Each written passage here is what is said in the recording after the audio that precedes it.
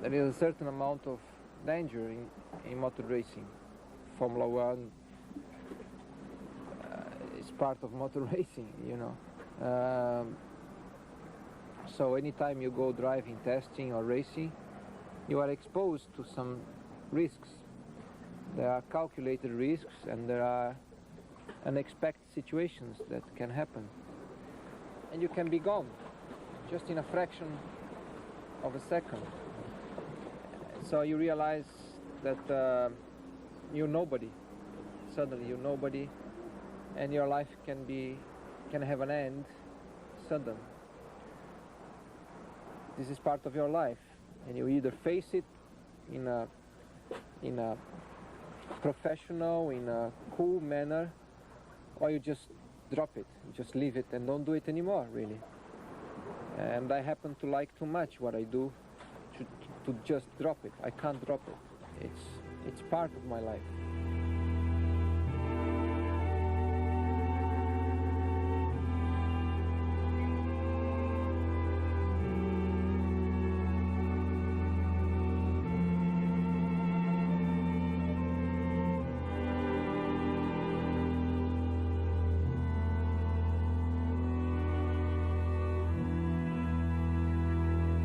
Racing, competing, is in my blood. It's part of me, it's part of my life. I've been doing it all my life. And it stands up before anything else.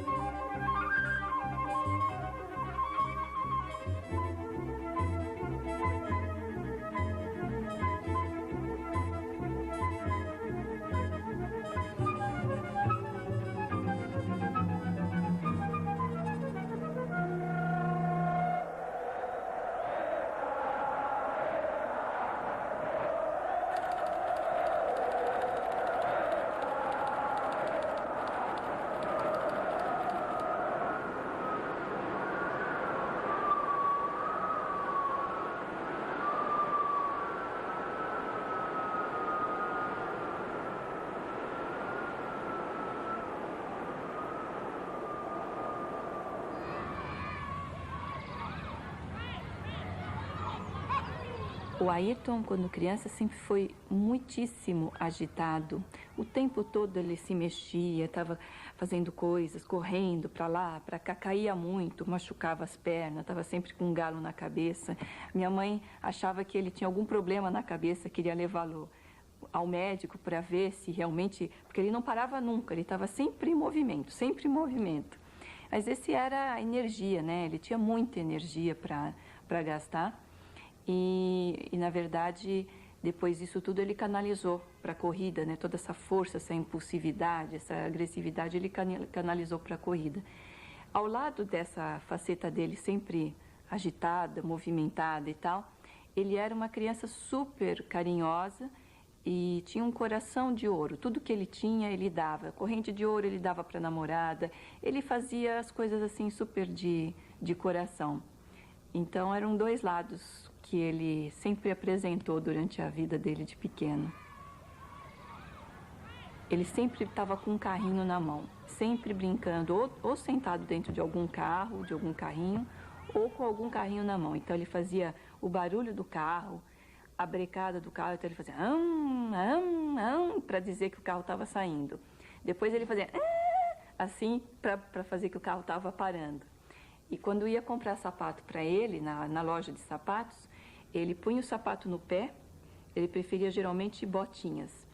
E ele saía correndo na loja e aí dava uma brecada. Aí dava uma brecadinha de lado, se brecava, ele gostava do sapato. Mãe, pode comprar esse sapato. Se não brecava, ele não queria levar o sapato de jeito nenhum.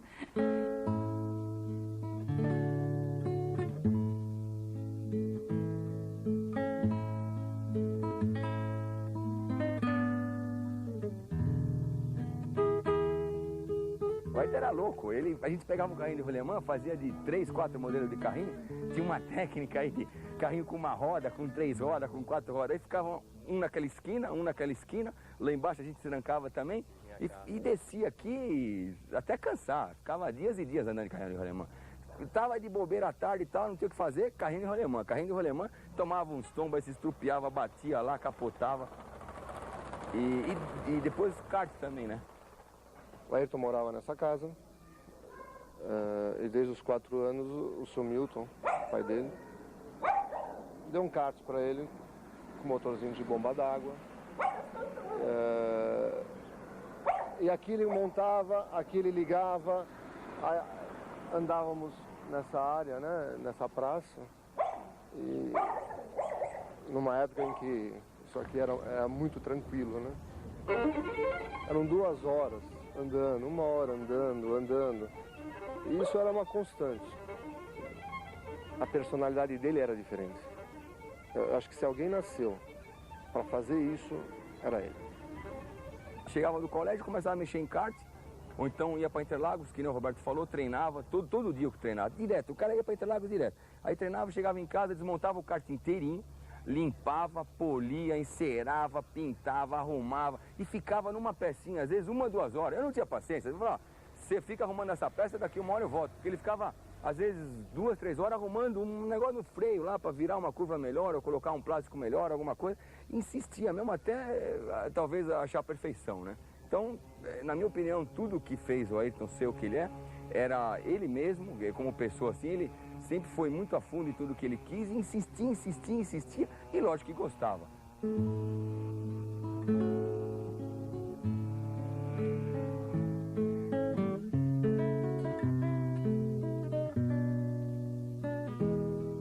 I have fantastic memories from it, very good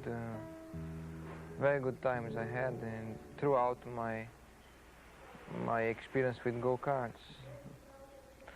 Be here in Brazil or when I went to Europe or Japan, and basically the go-kart has been from 4 years old to 21. So most part of my life I've been racing go-karts.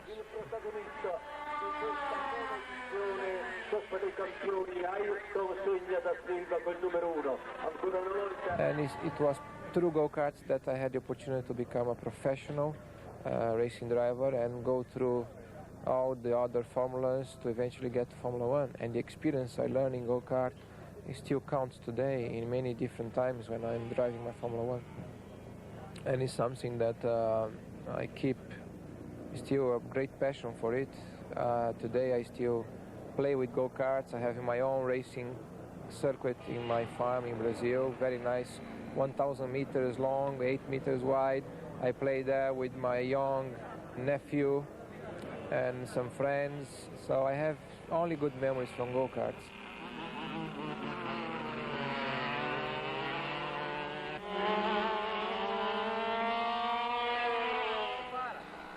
They push very hard. They go pretty fast. They have also their engines really going well. They pull very strong. That's fun. I'm gonna try some other go-karts, see if I find a better one.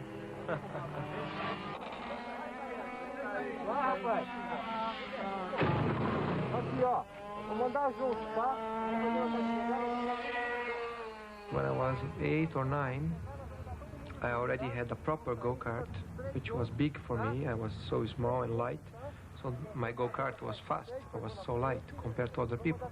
And I used to run with other people, just playing at weekends. And we were outside São Paulo. Suddenly there were so many people playing there with go-karts that they decided to organize a small race. They asked my father if he would allow me to also participate, because I was 8 or 9, there were guys with 20, 25, 18. And my father was a bit scared, of course, and he eventually said okay. And starting the grid position was established by drawing a piece of paper inside the helmet. So they put all the numbers there, grid position, and because I was the little one, they told me, you take the first one to choose, take the number, and I took number 1. So I was on pole position. And that was really my first taste of competition. But it was only a game. And I remember I led 35 laps out of 40 because my go-kart was too fast for them. I was big advantage being light. And eventually the last 5 laps I was 2nd or 3rd. And the guy behind me, who was much faster than me on the corners, could not overtake me on the straight. Eventually he hit me from the back and I went off the circuit, and so I didn't finish, but it was good fun, good memories.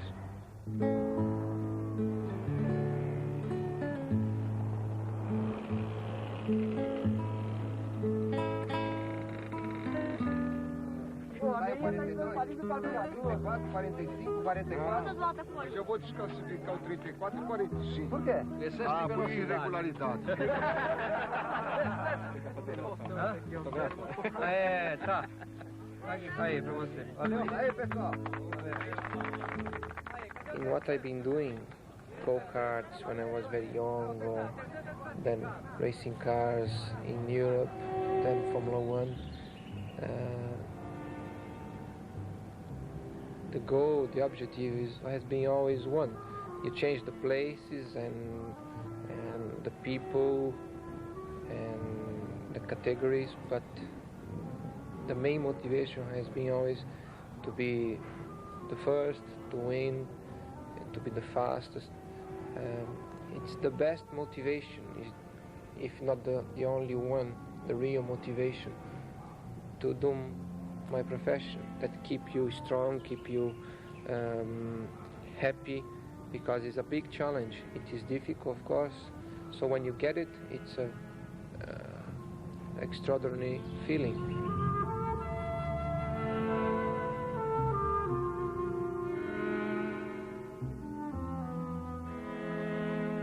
Quando ele mudou aqui, a gente não tinha mesa de ping-pong, nada, ele já tinha mesa de ping-pong. Então a gente ficava jogando ping-pong direto, e eu ganhava dele muitas vezes, né? Não tinha jeito, se ganhava dele, acabava o jogo e ele ficava treinando com todos os vizinhos aí, até chegar um ponto que ele jogava melhor que eu, e aí só ganhava de mim. Em tudo, quase, na minha vida, assim, tudo que eu participei com a Ayrton, eu perdia. Any sportsman, or Formula One driver specifically, must have deep inside a very strong feeling about competition, because we get used with the system, with the attitude of competing and trying to win. So for instance, then you try to play ping pong, you try to win. Okay, in a different way, you enjoy it more, but it's competition, and the competition word or feeling is right inside of us, I think, and that makes difference.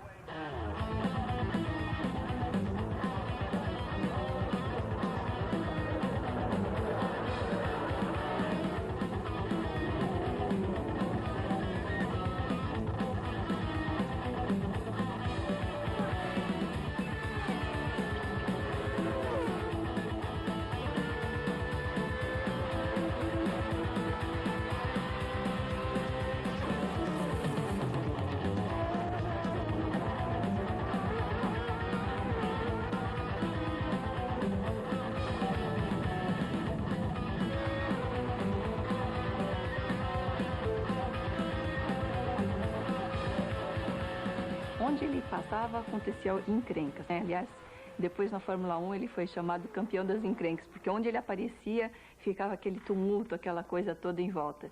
E de pequeno a mesma coisa. E muitas vezes ele arrumava briga fora da escola, na saída da escola, e eu ia lá tentar apartar a briga, defendê-lo, mas no fim eu apanhava junto, então eu desisti, deixei ele brincar e brigar sozinho.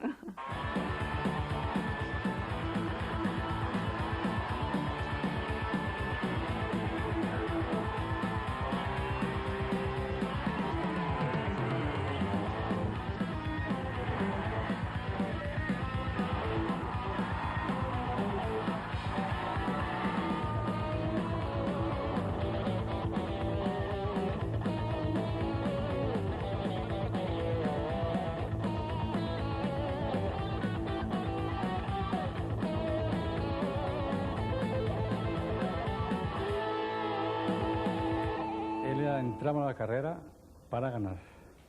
No existía enemigo para él, ni concurrente. Él entraba para ganar. Le decía, da una manera a ver si puede. Que no, para mí es primer lugar. I remember after the race I won in Jesolo when I passed him on the last lap. The next day, on the Monday at the hotel, he was seriously pissed off. He was very, very unhappy. And I was playing around with my mechanic near the pool. And he just appeared out of nowhere and pushed me into the pool. And then he started smiling. It seemed to make him happy.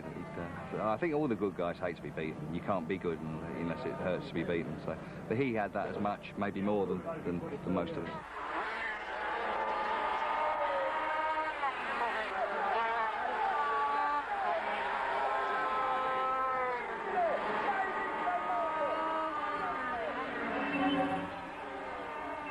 We had some very aggressive races.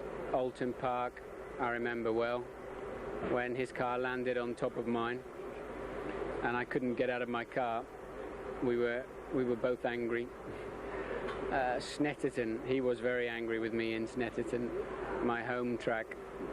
We touched down the back straight. I was on pole, he was trying to pass me, and we touched and his car went into the air and it all got a bit out of control, but then we had to calm it down a little bit, and it ended up very close. When you're young and you're relatively inexperienced, you don't know what the limit is. We were both trying to find the limit at that time.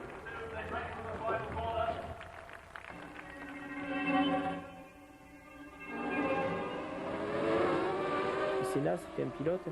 Plusieurs reprises, j'ai eu la possibilité de courir avec lui.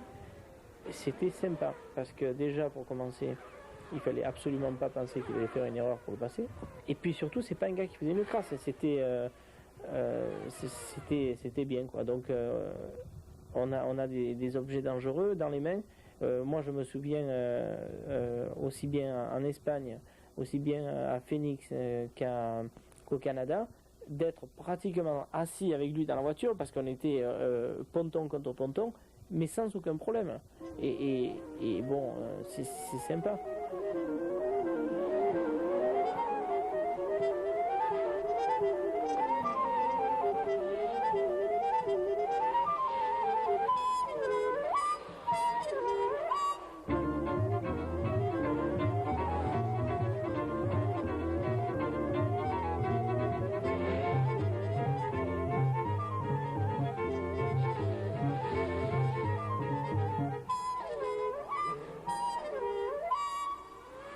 It was very exciting. It was enjoyable because I think it was a clean fight and exciting one, right on the limit.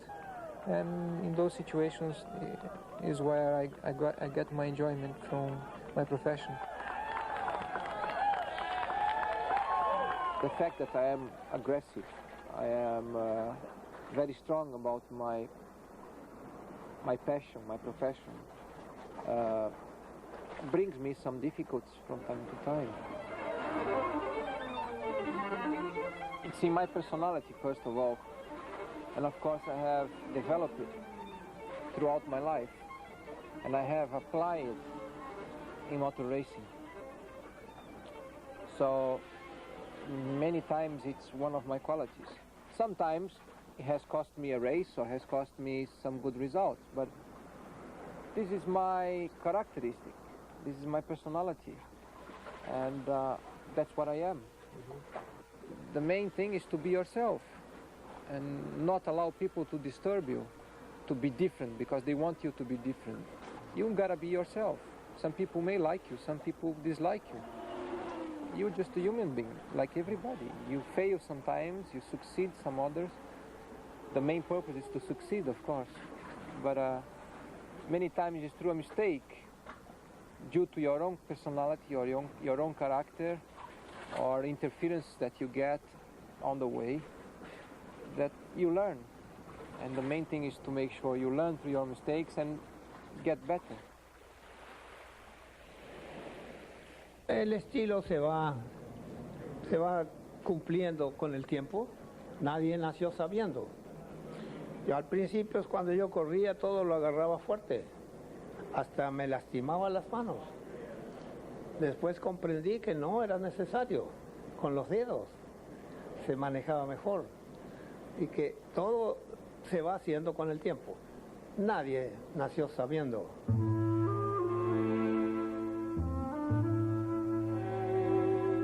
There is so much to learn and to do it, I believe. That for me, the only way to be stronger and to be more self-confident, that I'm doing really the maximum that I can do under those circumstances, is by concentrating and trying to remember every single detail regarding that situation and to imagine any future problems and therefore get it as right as possible. And you develop it through the year, through the time you develop.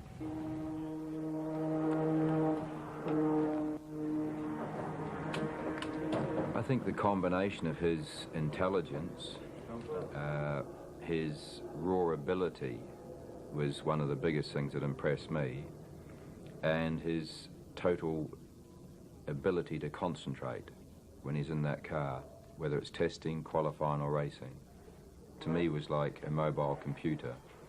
He could recall test days, he could do this, and it really got me G'd up more to look into every fine detail, because I felt he was putting in 110%, and we were putting in 100%, so we went to 110% as well.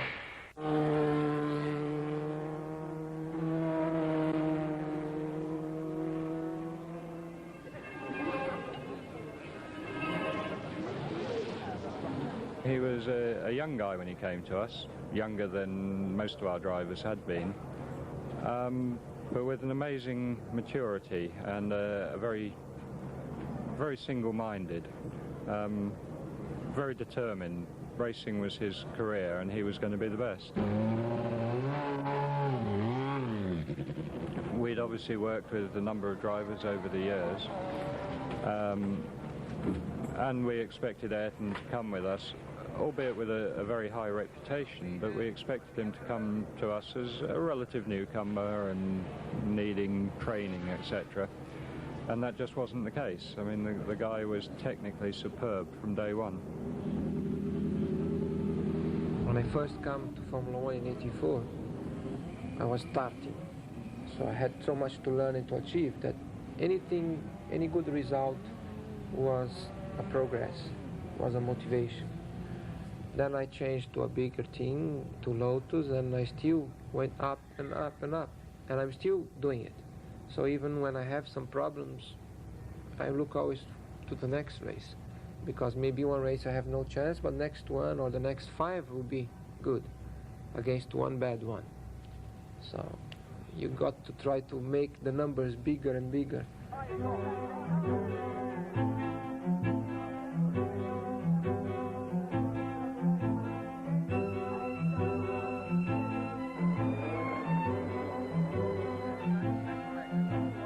His approach was basically to sit down with the engineers, confirm that things he was expecting to be done to the cars had been done, talking about the setup.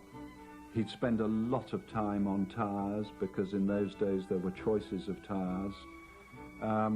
He would work out a program in conjunction with the engineers and myself of what we wanted to try during practice, how we wanted to try it, when we wanted to run full tanks, how many laps we would do on this, that and the other.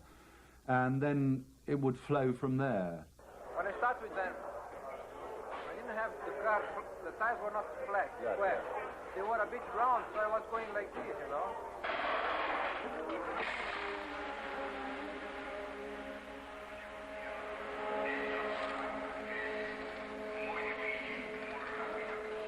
Ayrton s'intéressait énormément au moteur. Dès le début de sa coopération avec nous, il avait passé beaucoup de temps avec moi-même, avec Bruno Mauduit, pour comprendre comment fonctionnait ce moteur, pour comprendre quels étaient les paramètres importants qui régissaient le fonctionnement du moteur, les températures, les régimes, la pression de suralimentation, et comment ces paramètres interréagissaient les uns par rapport aux autres, ce qui est quand même quelque chose de difficile à comprendre. Mais il avait bien saisi. C'était un garçon qui comprenait facilement, qui avait des dialogues aisés, je dirais, avec les techniciens, avec les ingénieurs. Et il s'était tellement investi dans le développement de ce moteur que c'était un peu son moteur. Et pour nous, c'était fascinant, mais extrêmement productif. At low rev, 9 to 10 or 10, yeah, 9 to 10 especially, I don't get the boost. Yeah. Et ce qui nous a apporté, nous, à l'époque, c'était la façon de nous guider dans les développements à faire sur le moteur. C'est-à-dire que lui, il faisait des choix en nous disant ça c'est bien, ça c'est pas bien, et il faudrait plutôt travailler dans cette voie-là et pas dans cette voie-là. Et on s'est rendu compte qu'il ne s'est jamais trompé, il nous a toujours emmenés dans les bonnes directions en nous guidant parfaitement. Il était très porté sur les turbos et d'ailleurs on était tellement porté dessus que moi je l'ai vérifié un par un et lui il était toujours derrière moi quand je l'ai vérifié. Il avait même un pied à coulisses des fois pour être sûr qu'on l'embrouille pas. Et bon, ça c'est son tempérament, je veux dire, il contrôle tout, il est sans arrêt derrière les gens, il essaye de comprendre en même temps, donc c'est pour ça qu'il essaye de tout contrôler avec toi, de tout comprendre. Je crois que le pire c'était de le rencontrer à l'hôtel le soir quand on rentrait à 11h et qu'on avait qu'une envie c'est de se coucher et qu'on refaisait encore 2 séances d'essai dans un fauteuil en faisant 15 tours de circuit, quoi. It's not fun after all. Together with the fun you have to apply yourself, you have to put up with things that not always are very nice. But it's part of it, and I believe in the ability of focusing strongly in something, then you're able to extract even more out of it. It's been like this all my life, and it's been only a question of improving it and learning more and more, and there is almost no end. As you go through, you just keep finding more and more. It's very interesting, it's fascinating.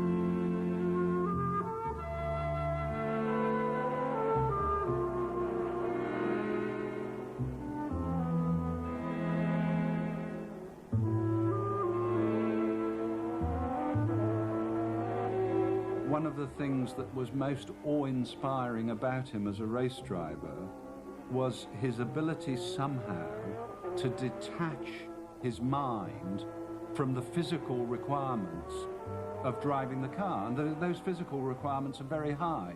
The G-loads, the physical strength involved in turning the wheel, the braking and so forth and so on. But somehow he managed to separate his mind from those actions with the result that his mind was fully functional even on a pole position lap.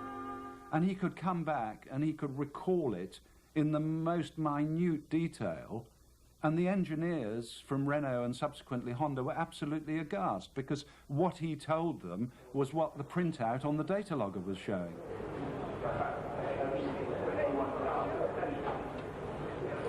The car is an extension of you, is an extension of your body, because you are tight as part of it.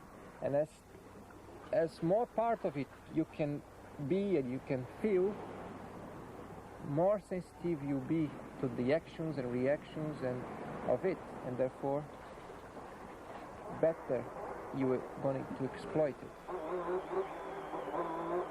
Is the body work that gets the airflow through and gets the aerodynamics to work well, is the strength of the chassis that will save you from accidents. It's the power of the engine that will power you forward. It's the ability of the brakes to stop you. It's the suspension movements that are going to absorb the bumps and the vibrations of engine, road, tires. The tires are going to roll you forward smoothly, will give you the grip to stop if you need to stop quick, go forward if you need to go forward quickly, turn quick. I could describe so many things about it, so many details, but you are part of it, and more you can be part of it, more you can be one unique thing, for sure better you do.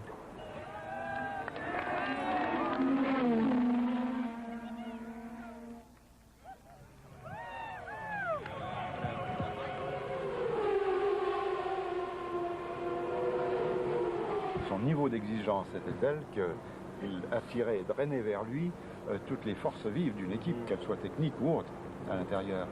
Et les ressources finalement d'une équipe comme Lotus, c'est pas très grande malgré tout à l'époque. Et la carrure du personnage, l'importance du personnage ont fait qu'il a pompé cette équipe, mais littéralement, il l'a vidée de ses forces.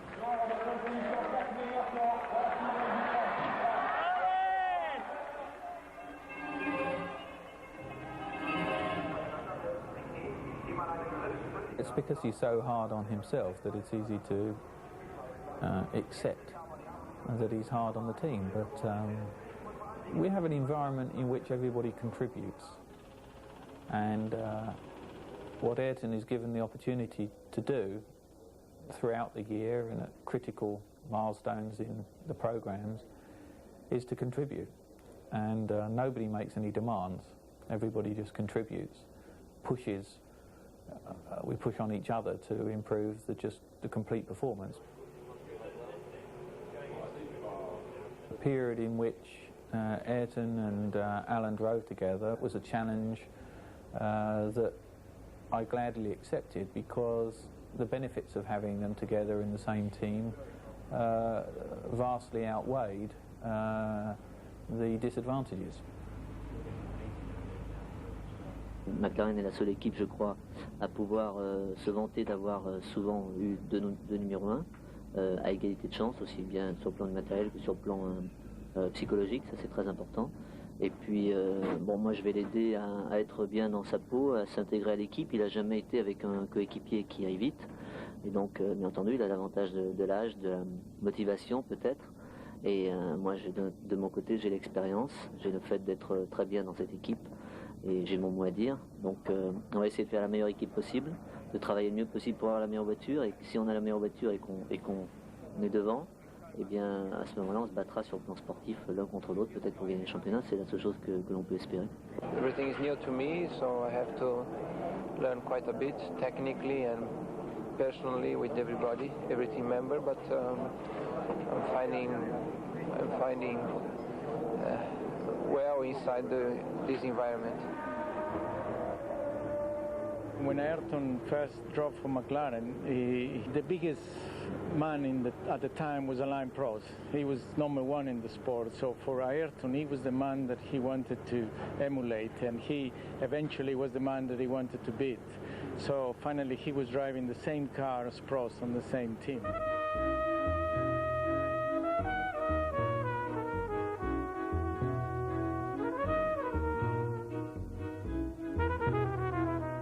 I think you should admire if somebody is doing something good, whether it's together with you or not.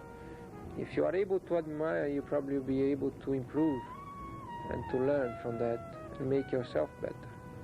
If you're not able to admire somebody doing something good because it's just competing with you, you'll be throwing away a possibility of improving yourself. Il y a deux sortes de concurrents. Il y a l'adversaire qui est dans une autre équipe, et il y a le coéquipier qui est aussi lui un concurrent. Et c'est souvent celui-là le plus redoutable, car c'est c'est les talents. C'est la seule manière de vous étalonner par rapport à un autre pilote, puisque c'est celui qui conduit la même voiture. Ayrton starting to get close to him, then he started to qualify quicker than Prost, and then he started fighting neck and neck. But it was a fantastic year. I think we really enjoyed very much that first year with both of them, because even I think the public themselves were not cheated. Okay, McLaren won everything, but they knew that they were going to watch the best two racing drivers in the world.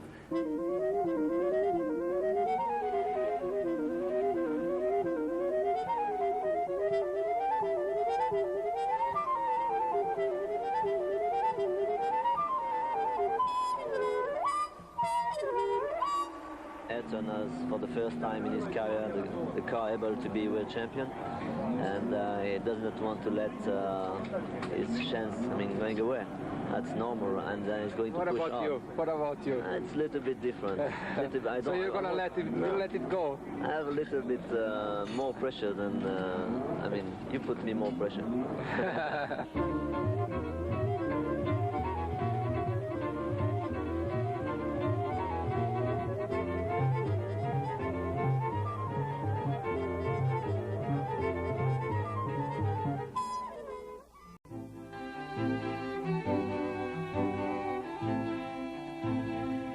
I missed one victory in my career. That 89 I won, and I was taken away. I was prevented to go to the podium when I was just about to go into it by Mestre, and I never forget that. And a result of that was the 99 championship, when we fought all the way, myself and Prost, and we came to the last race, and pole position was set in the wrong place. We agreed before starting qualifying that pole position would be on the outside with the officials.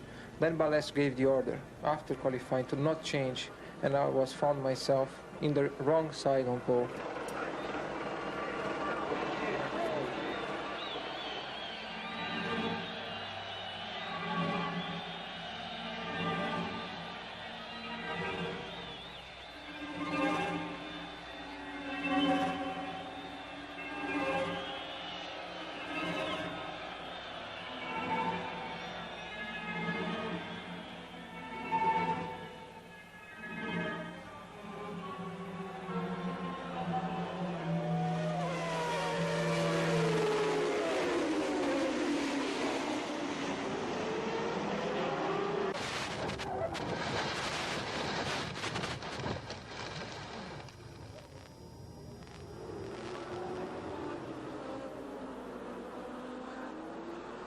Notre guerre fratricide était un peu une guerre presque logique, normale, et qui nous a servi un petit peu à tous les deux, qui était dans le cadre du sport, qui dépassait un peu le cadre du sport de temps en temps, mais qui était en même temps tellement belle, tellement incroyable, que avant qu'on en trouve une comme ça, je crois peut-être qu'on n'en trouvera peut-être plus jamais.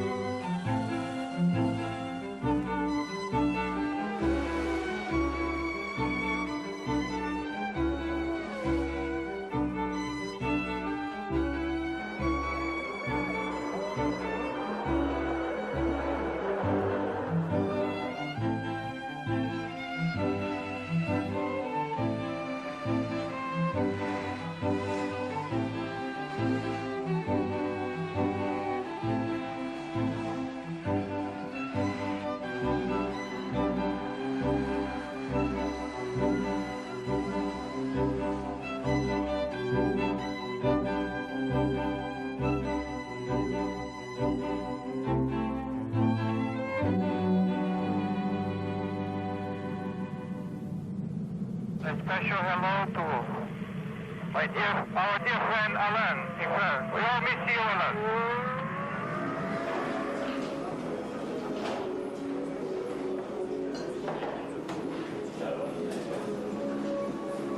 When he joined us, we hoped he'd win the championship, but it was certainly not within the team by any means assumed that he would. It would be very difficult, and we were of Michael's potential in particular.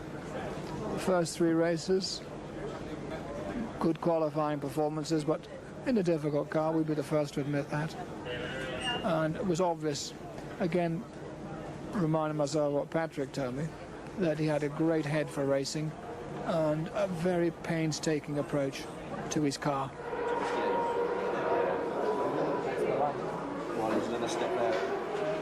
Tous les espoirs étaient permis au début, puis un certain nombre de difficultés sur une voiture qui n'était pas celle qu'il espérait, que nous espérions tous, beaucoup plus, certainement avec un très fort potentiel, mais très difficile à mettre en œuvre, pas mise au point, et véritablement il y avait un travail de fond à faire, et je crois que Ayrton avait pris la mesure du travail qu'il y avait à faire, et qu'il savait ce qu'il y avait à faire.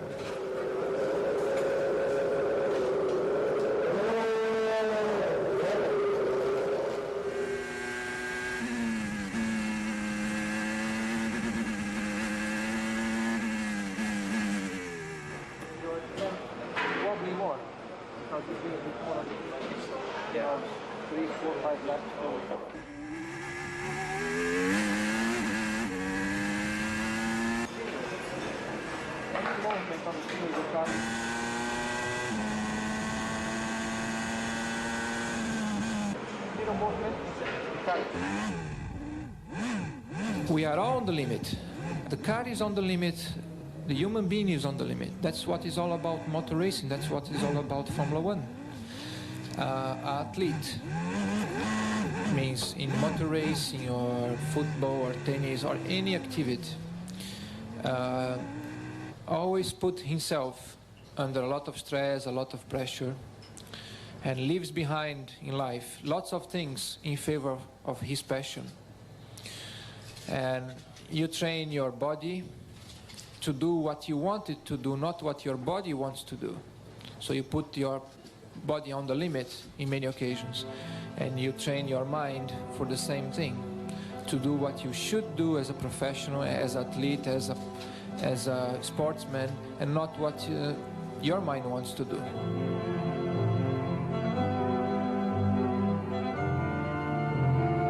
Em 84, nós tínhamos aqui garoto franzino, super dedicado, e onde tudo começou foi exatamente aqui.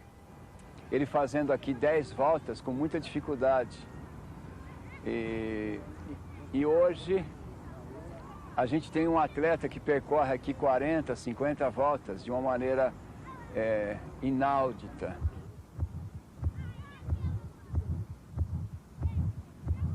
É nesse lugar que ele alongava a parte das pernas, colocando para fazer o alongamento.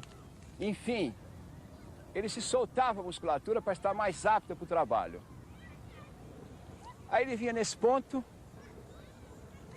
e nesse ponto aqui, ele iniciava o trabalho. Ele fazia 40, 50 voltas nesse circuito de 400 metros, e me impressionava que, muitas vezes, em 40 voltas, ele tinha 33 a 34 com o mesmo tempo no segundo. E eu anotava e não acreditava, porque era simplesmente fantástico o seu ritmo.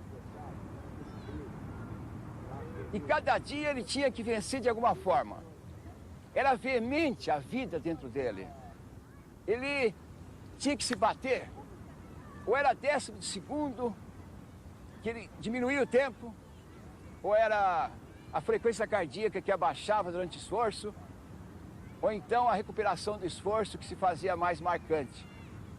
Ele nunca ultrapassava os seus limites, mas estava sempre como que empurrando constantemente os seus limites, nessa luta incansável nessa pista, aonde ele mesmo falava que já tinha gastado dezenas e dezenas de solado de tênis. This pair of tennis shoes have done probably,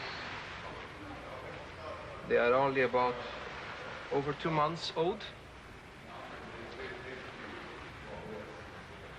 Almost finished. A lot of running.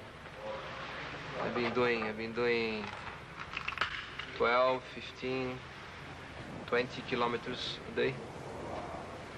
not only for my profession is important, but also for my health.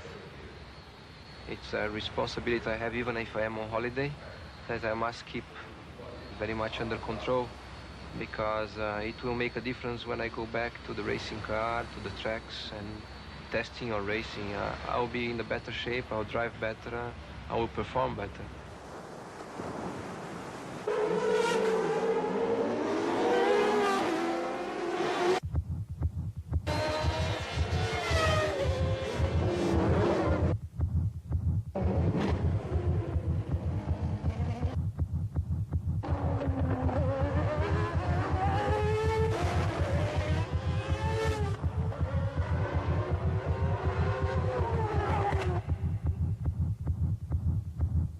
I have experienced a lot of pain while I was driving already, many times.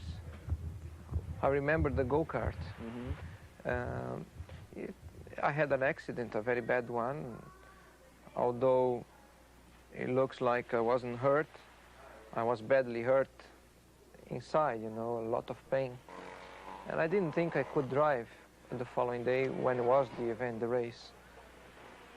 And once I sat in the go-kart and they push-start me, I realized that going slow, I had all kinds of pains and I couldn't really drive. But then try a little hard and driving fast, the pain was somewhere else, I don't know where, but somewhere else, not in my body. Even I had 2 accidents during the race itself, where if I was already hurt, it meant it would be really painful. I was so into it that I didn't feel any pain. I even stand out of the go-kart, push start again, jump in it and continue without feeling any pain. So things that you experience and you learn by doing it, how strong your mind can be and what influence can have on your body. Nós reservávamos esse local mais longe para fazermos nosso trabalho de meditação e relaxamento. Nós colocávamos ele numa toalha e ali fazíamos trabalho de respiração, diafragmáticas, para ele relaxar, se soltar e entrar em meditação, abaixar a frequência cerebral. E lá é que nós fazíamos o trabalho de mentalização e programação mental, se programando para vencedor.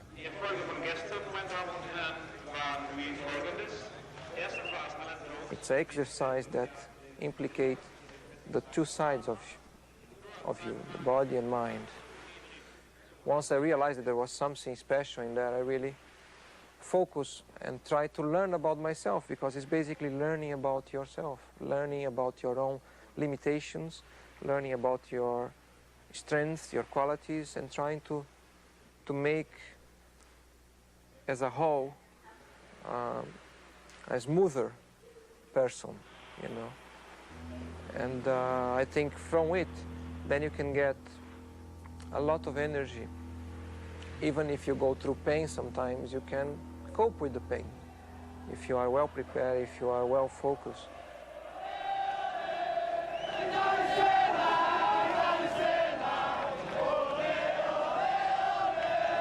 I have won races with a lot of pain, yet I wasn't driving my best. But because you commit yourself to such a level where there is no compromise, you give everything you have, everything, absolutely everything. And sometimes you find even more, because it requires more if you want still to be ahead, if you want to win.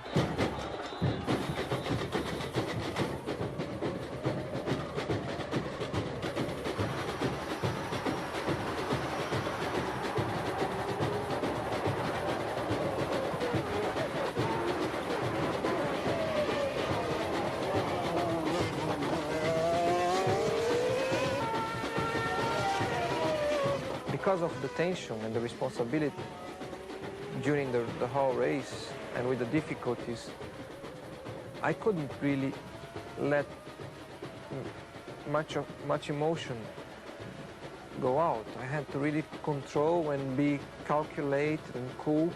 Although I had lots of things happening in my mind and body, I had to control all the things because I couldn't make a mistake. I was trying so hard to win such a race for so many years, and I was there with a good opportunity.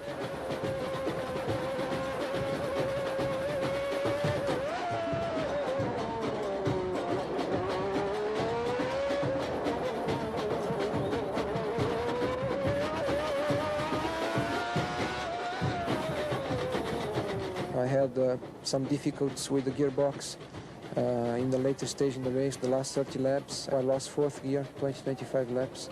And then I had to jump fourth gear all the time. And for that was requiring much more effort in my arms to control the car. And 7 laps from the end, I lost all the gears. I only had 6. It was the only gear I could get it. So it was a tremendous pain by the last few laps. But the desire to win was so big that I kept going.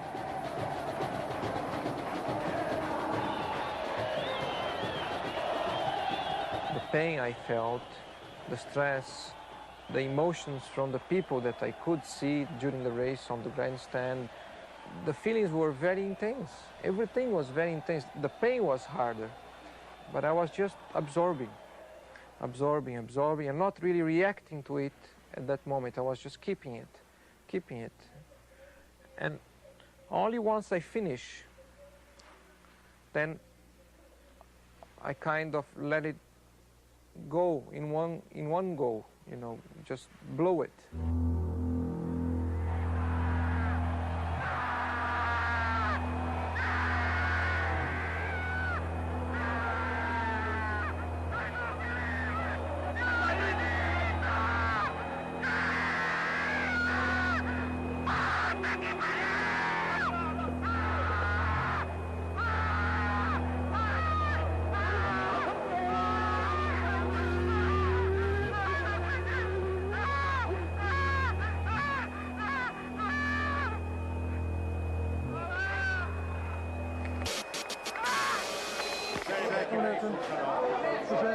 Just my shoulders. Vem cá, pai. Vem cá.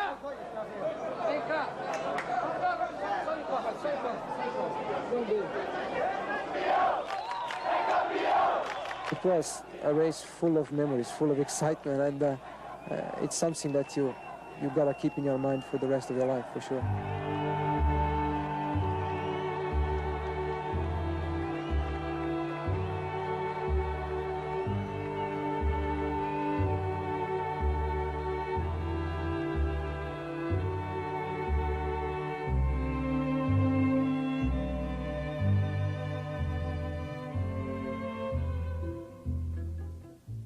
One of my best moments from my whole career is the first victory in Formula 1. Again, Portugal, in the rain, bad conditions. I have done the first pole position of my career and in Formula 1, and also the first victory. Together with the first championship, it's one of the best, if not the best moment of my whole career so far.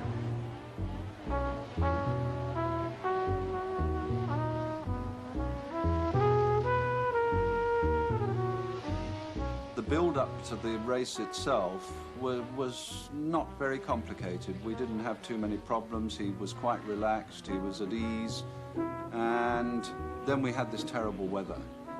And I would have thought that most racing drivers could have been completely phased by having got to the point where the promise might have been aborted by these terrible conditions. And so my lasting memory is that it did not faze him at all. All he wanted to do was to talk about how to set the car up for the wet, how to get the best out of it in the wet, how to get the engine running so that it was as smooth and responsive as it could be in the wet. And he went out there and he just blew everybody else away. It was one of the motor races of all time, not for closeness of competition, exactly the reverse, but anyone who stood there that day and saw him drive away from a field of some of the most fierce competitors that Formula One has seen cannot fail to have been impressed.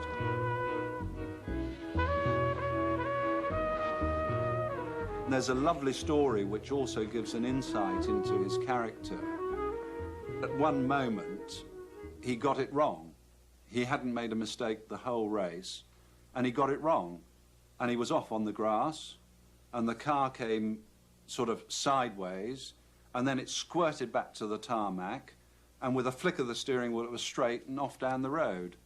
And Jenks went up to him afterwards, and he said, "My God," he said, "that was unbelievable car control. You know, that was really special." And Ayrton said, "Don't you believe it? I just lost it. How it came back, I don't know."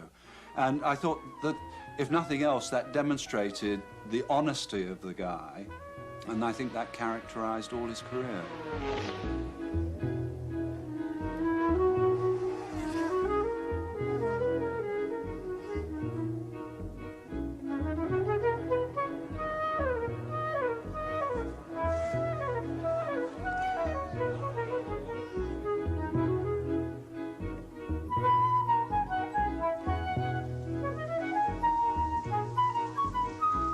Ele foi considerado o rei da chuva, mas poucas pessoas sabem que para ele ter conseguido isso, se tornar tão bom na chuva, além do talento e da capacidade que ele tinha, esse manejo que ele tinha sobre a relação tempo e espaço, ele teve que se esforçar, ele teve que treinar muito para conseguir transformar esse talento numa coisa que ele tinha domínio.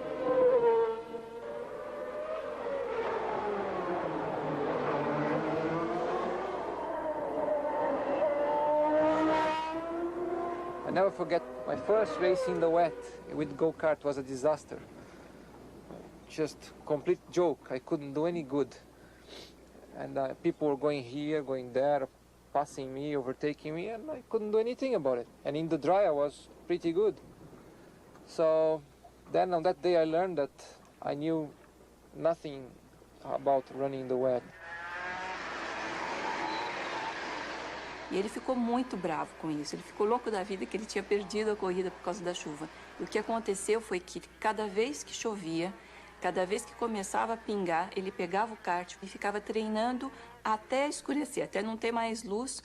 E ele treinava debaixo da chuva, ele chegava molhado em casa, até que ele conseguiu manejar o carro na chuva. Being wet, it's always a tremendous risk to lose the car control, or somebody lose the car control and you get involved into an accident. But better if you feel in control of what you're doing and in command of the situation, so you dictate the moves and you make things happen instead of waiting for other people making errors or waiting for other people to making moves. I rather, decide the strategy myself if I can and establish my own pace in the race.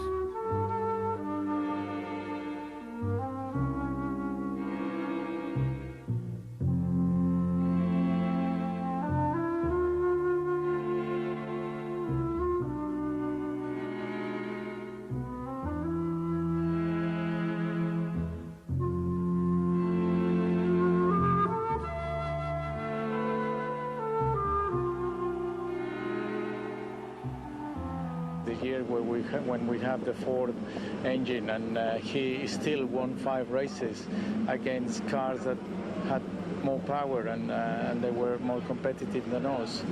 I think that was probably one of the best years of his life, even if he didn't was world champion, because he really showed the world what he can do. The one that comes to mind to me immediately, without doubt, would be Donington. I think on those first 2 laps, he won the race then and psyched the opposition in a form that they would everybody destroyed. There was no racing anymore. And that was fantastic.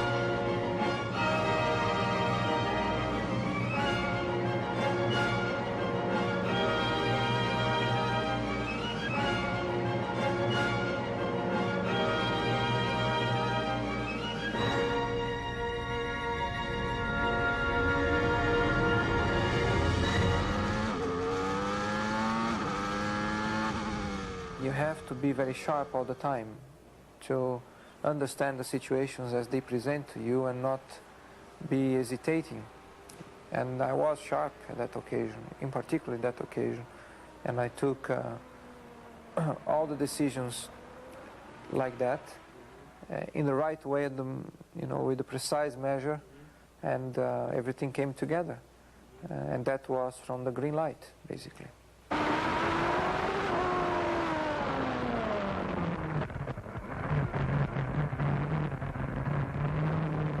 I don't know how many times we stopped for tires. I think it's surely the record in any race of pit stops. Driving with slicks in damp and really slippery conditions was tremendous effort, because you just don't get the feeling from the car, and you have to commit yourself to certain corners, and you just can be off. So I had to gamble on this. It paid off, and of course I'm over the moon. Thank you to everyone, and thank you.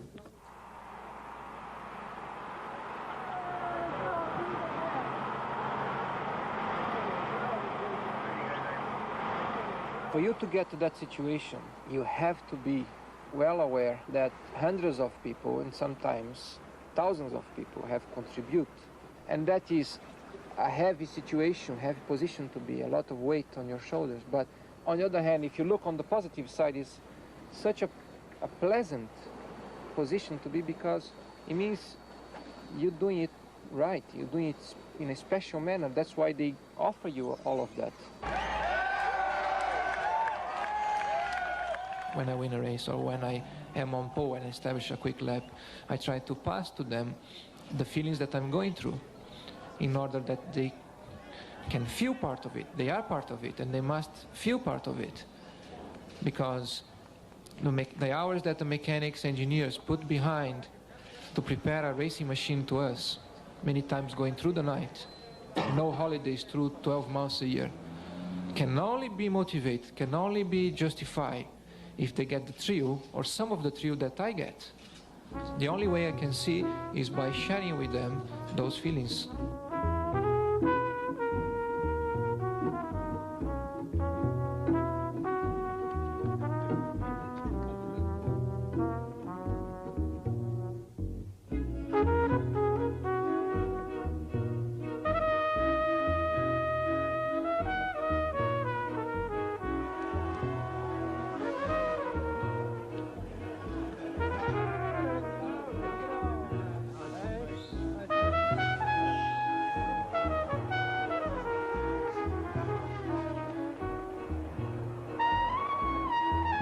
Ayrton foi um herói, foi um ídolo, foi uma pessoa que levantou a autoestima do Brasil.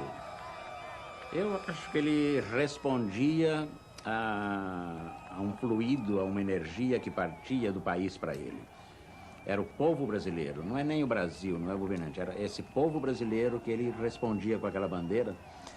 E que foi muito importante até para o Brasil, porque esse homem faz aquilo que o brasileiro gosta muito de dizer: o mundo se curva ante o Brasil. É um clichê do Brasil, é um lugar comum que a gente usa. E realmente o mundo se curvava diante do Ayrton Senna. Quer dizer, ele era um homem imbatível, ele era um homem calculista, ele era um homem determinado, ele era um homem ambicioso, e ele era principalmente um homem vitorioso. Ou seja, ele era tudo aquilo que a gente queria ser. Ele devolveu essa estima, ele devolveu esse orgulho brasileiro, e ele se tornou esse ídolo. Feliz Natal, Feliz Ano Novo, Feliz 90. Any sportsman, anybody that is successful, attract people all the time. It's natural that people follow you and like you. You know, the television is showing us all over the world, and that alone makes you popular. Hey, I like your hat.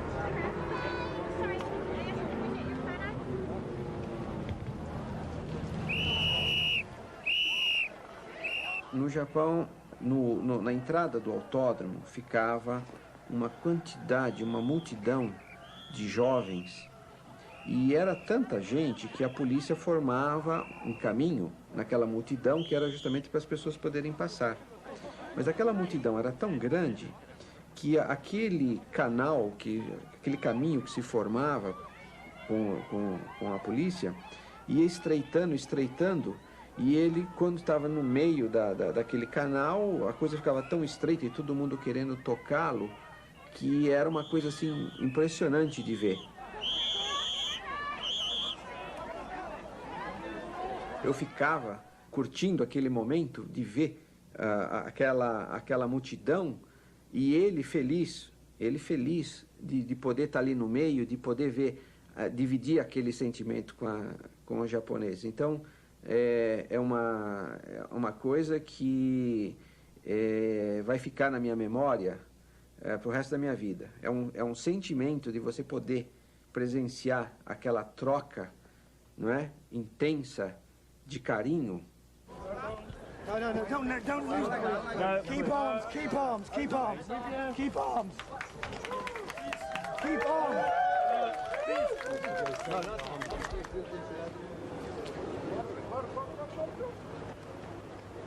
Sometimes you want just to be yourself and to be on your own, to concentrate on something, to do something, and the fact that you have all the time this tendency of people following you is like you here, and people are all the time around you, and they get near to you, which is fine. Sometimes they even hit you. You know, they really, literally, sometimes hit you. They go against you, and you feel like an invasion, and you cannot move around. You simply cannot turn around sometimes. You cannot look around because you are just surrounded, and that is not so good sometimes.